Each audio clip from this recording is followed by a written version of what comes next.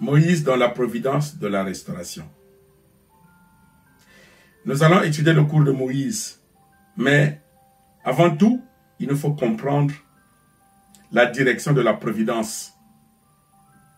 Quels sont les secrets cachés derrière certains récits bibliques? Dieu a tracé un cours modèle. Pourquoi un cours modèle? Parce que Dieu sait que Satan n'obéit à personne. Satan n'a pas obéi à Dieu. Il n'a pas obéi non plus à Jésus. Et Satan ne va obéir certainement à personne. Pour cette raison, Dieu qui est le Créateur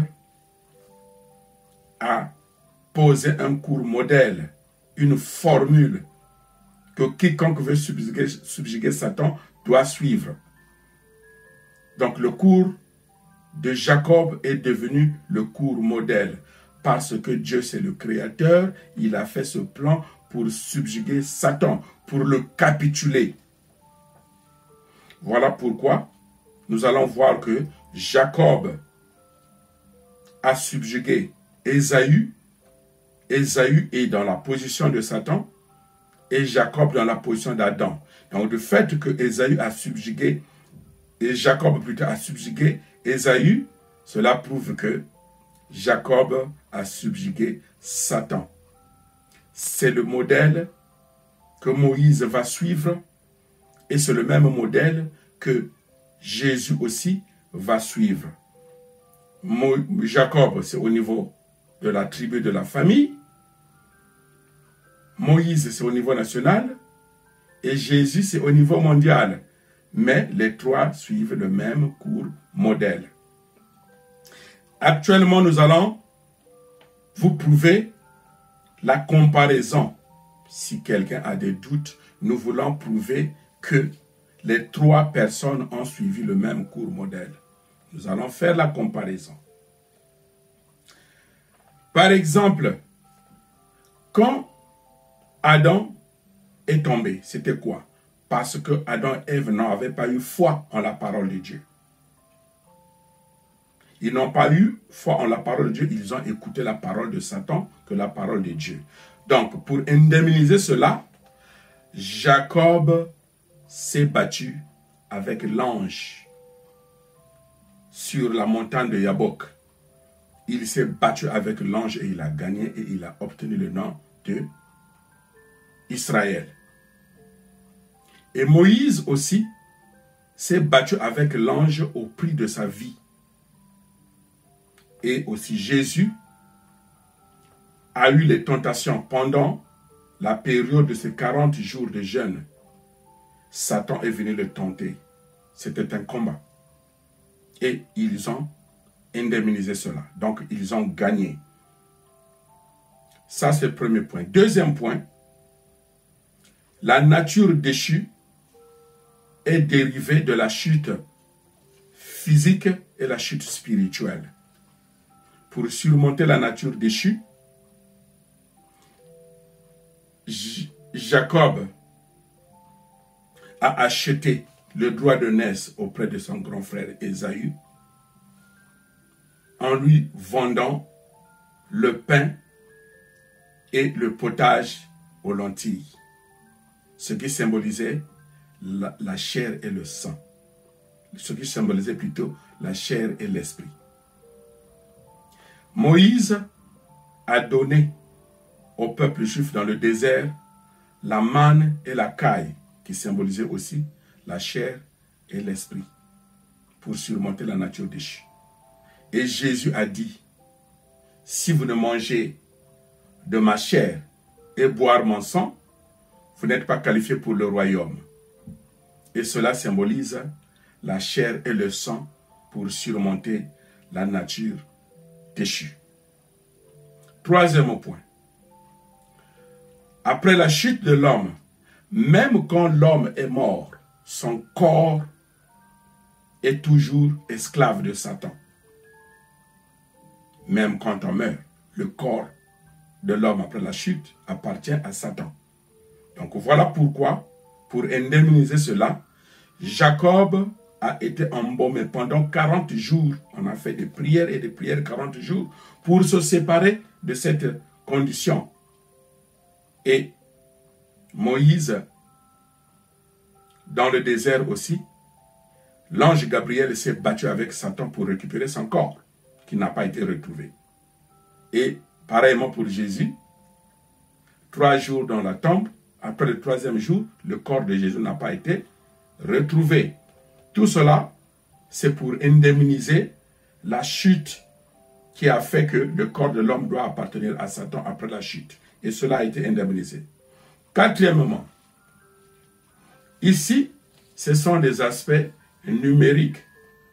Il y a certains chiffres providentiels qui se répètent dans la Bible ou bien dans l'histoire de l'homme. Le chiffre 3, le chiffre 12 et le chiffre 7. Par exemple, nous savons que la période de croissance, la période de développement, c'est la formation, la croissance et l'accomplissement. Et Adam et Ève sont tombés pendant cette période de développement. Donc, pour surmonter, pour indemniser cela, Jacob, pour quitter la terre de Canaan, de la terre de Haran pour aller à Canaan, il a fait 3 jours. Moïse, quand Pharaon a donné l'accès, que cette fois-ci vous pouvez partir, le temps de préparation pour quitter l'Égypte pour aller à la terre promise, il a fait 3 jours aussi. Et nous pouvons voir que Jésus a fait 3 jours dans la tombe. Donc ça, c'est pour surmonter, indemniser le chiffre 3. Le chiffre 12, Jacob a eu 12 fils. Moïse a eu 12 tribus. Et Jésus a eu 12 apôtres. Jacob, le chiffre 7, Jacob a eu 70 parentés, les membres de sa famille, pour quitter Canaan pour aller en Égypte. Il avait 70 membres de la famille. Moïse avait 70 aînés, 70 anciens, 70 conseillers qui étaient autour de lui. Et Jésus a eu 70 disciples. Tout ça là, c'est pour vous prouver que Dieu a un plan établi. Et c'est ce que Jacob a suivi, Moïse et finalement Jésus. 5e, il y a l'autorité. Lors de la chute d'Adam et Ève, ils ont perdu l'autorité devant l'univers et devant Satan. Donc, pour indemniser cela, Jacob s'est soutenu sur le bâton. Il s'est appuyé sur le bâton. Le bâton, c'est le signe d'autorité et de pouvoir, de la puissance. Donc, le bâton symbolise aussi la parole.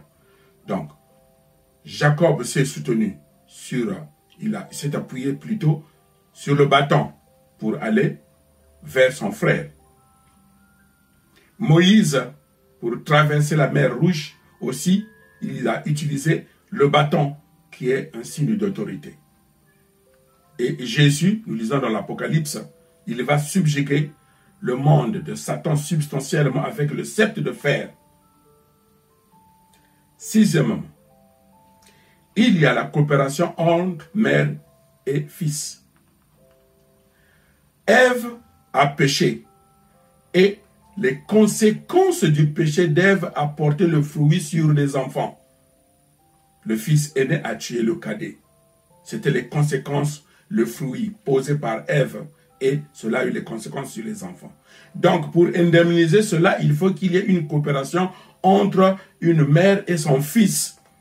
Nous pouvons voir que Jacob a pu réussir à obtenir la bénédiction auprès de son père et fuir du danger de son grand frère grâce à la coopération de sa mère.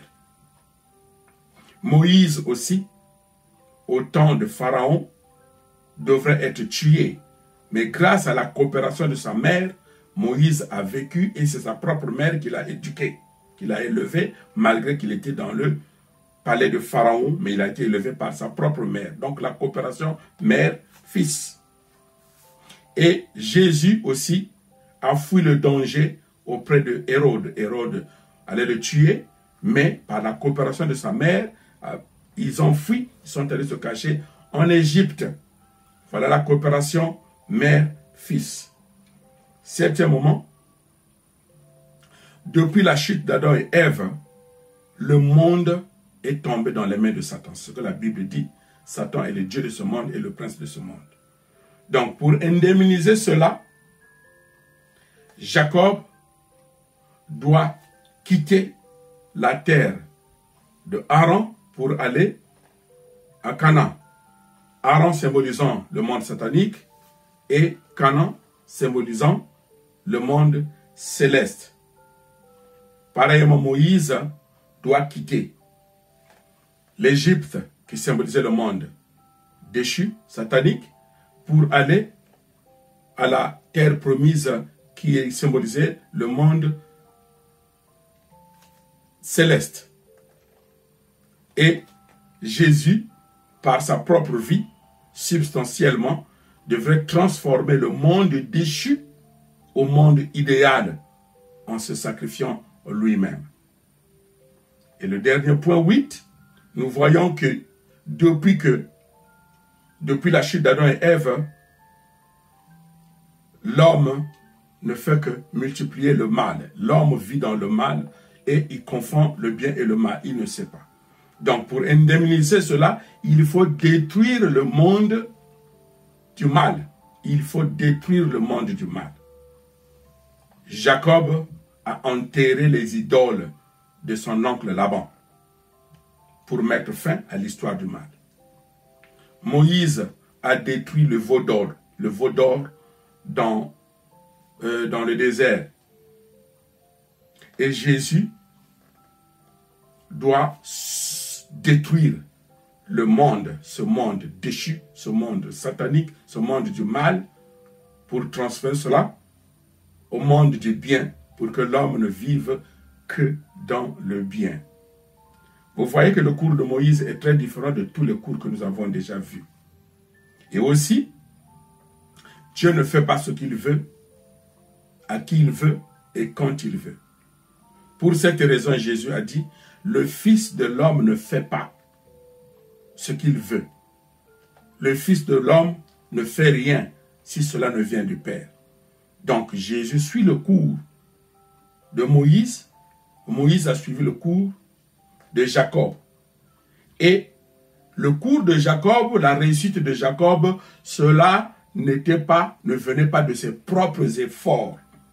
Il y avait aussi la main de Dieu qui est intervenue. Si vous voyez seulement d'une manière extérieure, vous allez voir, mais Jacob, il est rusé. Mais derrière Jacob, il y a la main de Dieu.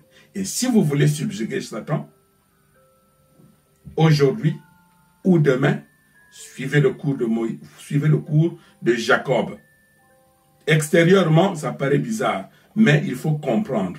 Grâce au principe divin, grâce à cette nouvelle vérité, grâce à la nouvelle expression de la vérité que nous appelons le principe divin, nous pouvons comprendre les dimensions cachées de la Bible. En bon entendeur, salut.